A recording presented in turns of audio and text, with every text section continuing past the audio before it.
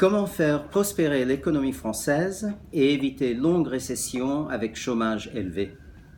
Chers Français, merci de l'écoute.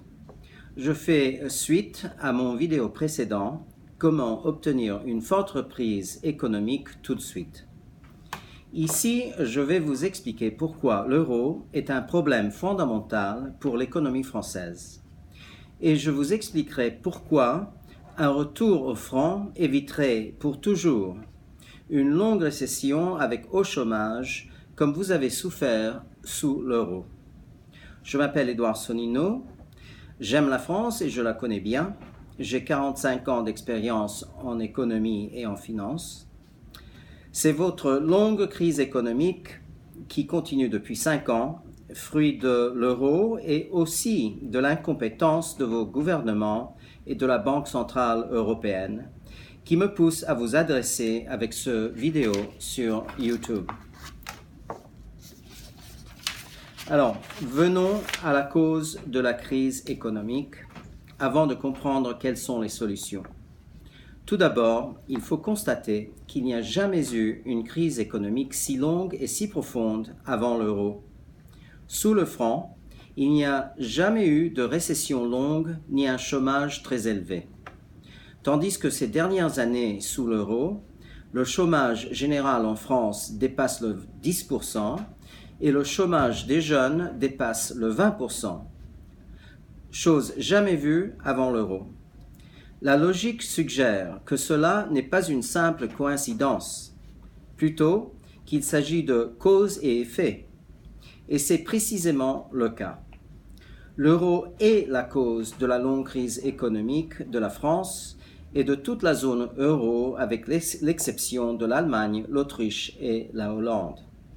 L'euro est bien la cause de la crise, même si la crise a été prolongée et intensifiée par les erreurs désastreuses de la Banque centrale européenne, et même si la Banque centrale européenne aurait pu arrêter la crise au tout début, comme elle pourrait la terminer aujourd'hui, presque instantanément, avec la juste manœuvre, précisément avec un gros remboursement d'impôts sur l'ordre de 5 000 € par contribuable de la zone euro, financé avec QE, comme j'explique dans mon vidéo précédent. Comment ça se fait que l'euro est la cause de la crise?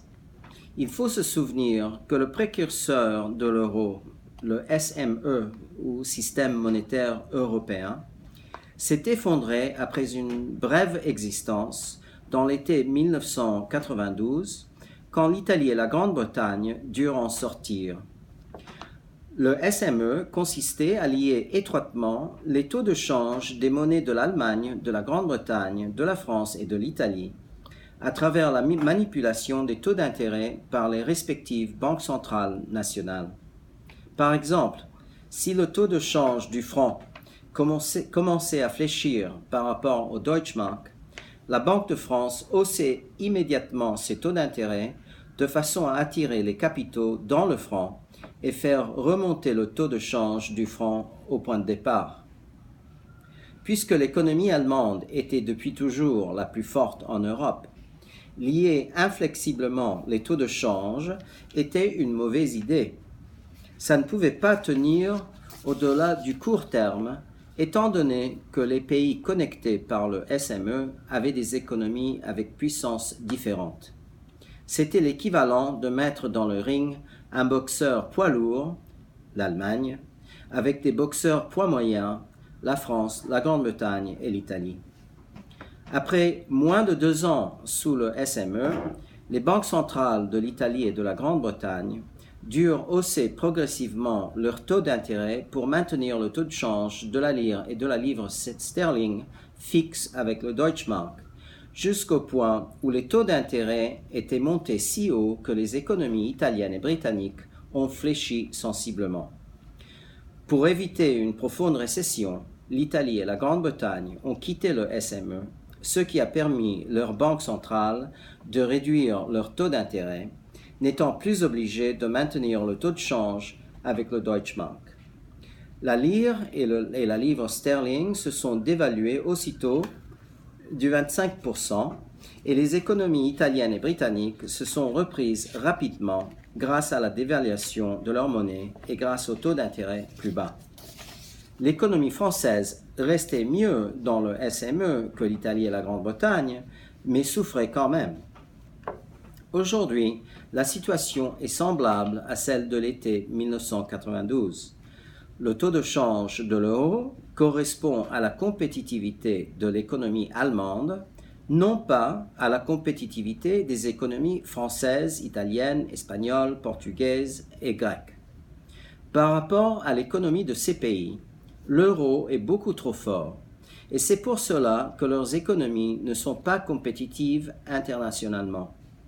La conséquence est la crise économique des 5 dernières années, rendue pire par la désastreuse politique de l'austérité. Comment ça se fait que la faillite du SME n'est pas portée à l'abandon du projet de la monnaie unique? C'est parce que le rêve d'une monnaie européenne prestigieuse restait séduisant. Et les dirigeants politiques européens pensaient que le SME faillit seulement à cause de pénalités trop faibles. Ils pensaient qu'en multipliant la gravité des pénalités, aucun pays briserait les règles pour rester dans la monnaie unique. Donc, l'euro fut adopté accompagné de fortes pénalités en cas d'infraction des règles. Mais ce raisonnement était naïf et faux. Un pays en difficulté économique n'aura jamais les moyens pour suivre les règles ni pour payer de grosses pénalités. L'exemple le plus éclatant, c'est celui de la pauvre Grèce. Mais même la France, l'Italie, l'Espagne et le Portugal ont souffert énormément pendant ces 5 dernières années à cause du fait que l'euro est trop fort par rapport à leurs économies. Ce n'est pas une coïncidence que tous les pays de l'Union européenne qui n'ont pas l'euro, c'est-à-dire la Grande-Bretagne, la Suède, la Norvège et le Danemark, ne souffrent pas, ayant leur propre monnaie et leur propre banque centrale souveraine. Le problème est clairement que le taux de change de l'euro correspond surtout à la compétitivité de l'économie allemande, le poids lourd de la zone euro, et non à la compétitivité des autres pays de la zone euro qui sont d'un poids inférieur. Donc, la solution est simple. Il faut que les pays faibles par rapport à l'Allemagne quittent l'euro et se reprennent leur monnaie nationale. Qu'est-ce qui se passerait si la France abandonnait l'euro et se reprenait le franc? Le franc se trouverait tout de suite avec un taux de change qui correspond à la compétitivité de l'économie française et l'économie française se reprendrait rapidement. Le change du franc nouveau serait initialement autour de 80 à 85 centimes d'euros et dans un an, avec la reprise économique, le change du franc grimperait à 90 centimes d'euros. Donc, au début, la France bénéficierait d'un change de 15 à 20% plus bas par rapport à l'euro et le dollar. De conséquence, les exportations et le tourisme augmenteraient rapidement, le chômage plongerait, les recettes fiscales augmenteraient grâce à la reprise économique, le déficit national tomberait et les impôts pourraient être réduits. Fini la politique de l'austérité. Le cycle vicieux transformé en cycle vertueux. Le seul désavantage initial du retour du franc avec un change plus bas par rapport à l'euro et le dollar, c'est que les importations coûteraient plus cher, ainsi que les voyages des Français aux États-Unis et en Allemagne. Mais dans un an, non seulement le franc grimperait, mais les revenus des citoyens et des entreprises françaises augmenteraient de beaucoup, soit en termes de francs que d'euros et de dollars, en dépit du change plus bas. Exactement comme il s'est passé depuis la fin de la Deuxième Guerre mondiale jusqu'à l'adoption de l'euro. En fait, la France s'est enrichie précisément grâce au franc qui se dévaluait périodiquement, offrant au pays un change international compétitif. Que le franc se dévaluait par rapport au dollar et au Deutschmark importait peu, puisque les augmentations des revenus en francs étaient très supérieures aux dévaluations périodiques. Un simple exemple.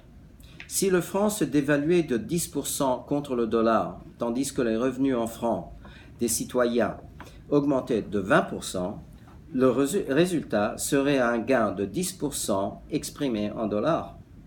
Autrement dit, on perd le 10% d'un côté, mais on gagne le 20% de l'autre côté avec un gain net du 10%. Grâce aux dévaluations périodiques, la France évitait augmentation du chômage, récession, augmentation du déficit national, diminution de la dépense publique et augmentation des impôts.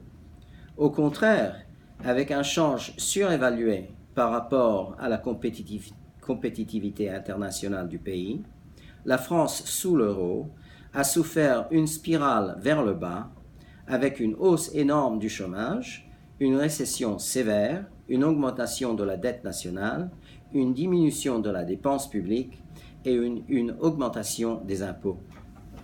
Il est important de souligner que le retour au franc ne signifie pas que les citoyens français ne peuvent pas garder leurs épargnes en n'importe quelle monnaie qu'ils puissent désirer. Les Français seraient toujours libres de garder des comptes en banque en euros, en dollars ou en n'importe quelle autre monnaie à côté de leurs comptes en francs. Donc, les comptes en euros ne seraient jamais obligatoirement convertis en francs. Seulement les citoyens eux-mêmes décideraient combien de leurs euros échanger en francs. Les épargnes en euros ne seraient pas du tout touchées. Le retour au franc signifie seulement que tous les paiements et toutes les transactions commerciales en France se feraient dorénavant en francs. Du premier jour du retour du franc, tous les prix en euros seraient transformés en francs nouveaux, au tout début au même montant. Ainsi, le premier jour de l'entrée du nouveau franc, un café au bar qui coûtait 1 euro coûterait 1 franc nouveau. Un salaire mensuel de 2000 euros deviendrait un salaire de 2000 francs. Une pension de 1000 euros deviendrait une pension de 1000 francs. Ensuite, en gardant le libre marché, les prix fluctueraient comme ils ont toujours fait dans une économie libre. Quant aux dettes en euros existantes au moment du retour du franc, elles resteraient repayables en euros. Elles ne seraient pas converties en francs. De cette façon, les créditeurs ne seraient pas pénalisés, tandis que les débiteurs, se retrouvant avec plus de travail et plus de revenus en francs, finiraient par repayer leurs dettes en euros avec plus de facilité, en dépit du change plus bas. En tout cas, le gouvernement français pourrait aider les débiteurs en euros pendant une période de transition en prêtant la différence due à la dévaluation en termes favorables. La question pour les Français est la suivante. Qu'est-ce qui est mieux? Garder l'euro et avoir un chômage élevé et les impôts élevés, ou retourner au franc et avoir un chômage bas et les impôts bas? Garder l'euro et en gagner peu, ou retourner au franc et en gagner beaucoup? Le franc s'est dévalué périodiquement, mais cela n'a pas appauvri les Français.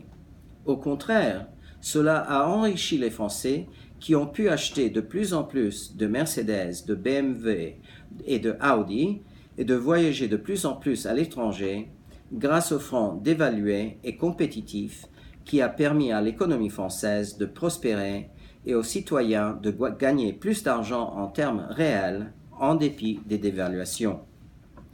Il est aussi très important de ne jamais oublier les énormes avantages dont bénéficie un pays avec sa propre banque centrale souveraine. Comme déjà expliqué dans mon vidéo précédent, avoir la propre banque centrale souveraine permet de financer le déficit public sans aucun coût pendant des périodes de récession et chômage, et aussi d'éviter une augmentation des impôts et une diminution de la dépense publique. Cela se passe à travers le mécanisme de QE, les lettres QE, c'est-à-dire quand la Banque centrale du pays achète les nouvelles émissions de bons du Trésor qui financent le déficit public, avec de l'argent nouvellement imprimé. C'est précisément ce qui a sauvé les États-Unis, la Grande-Bretagne et le Japon pendant ces dernières années. QE était une pratique normale de la Banque de France au temps du franc, et cela évitait longues récessions avec chômage élevé, ainsi qu'une hausse des impôts et grosse réduction de la dépense publique. QE consiste bien d'argent nouvellement imprimé, mais cela ne porte pas à l'inflation quand la quantité de QE n'est pas excessive, c'est-à-dire quand QE ne produit pas une demande de consommation qui dépasse la capacité productive du pays. Donc, QE doit toujours être bien calculé. La Federal Reserve, la banque centrale américaine, a financé la totalité du déficit public entre 2010 et 2014 sans aucune augmentation du taux d'inflation, preuve que QE n'est pas inflationniste quand il n'est pas excessif, même s'il tend à faire dévaluer la monnaie du pays. Il devrait être clair que la solution totale et durable pour l'économie française, c'est un retour au franc et à la souveraineté de la Banque de France, ce qui permet d'avoir une monnaie commercialement compétitive et de financer le déficit public sans aucun coût pendant les récessions à travers QE. Il permet aussi de couper court toutes les récessions et éviter un chômage élevé grâce à une politique économique de remboursement impôts financée par QE dès qu'une récession commence. Entre-temps, sous le régime de l'euro, la solution immédiate pour sortir de la crise, c'est que la Banque centrale européenne, dirigée par Mario Draghi, fasse un grand remboursement impôt financé par QE de l'ordre de 5 000 € pour chaque contribuable de la zone euro. Donc, chers Français, pour en finir avec la crise actuelle, il faut que vous souteniez candidats et partis politiques qui promettent de pousser Mario Draghi à faire un gros remboursement impôt financé par QE. Merci de m'avoir écouté. J'espère vous avoir convaincu.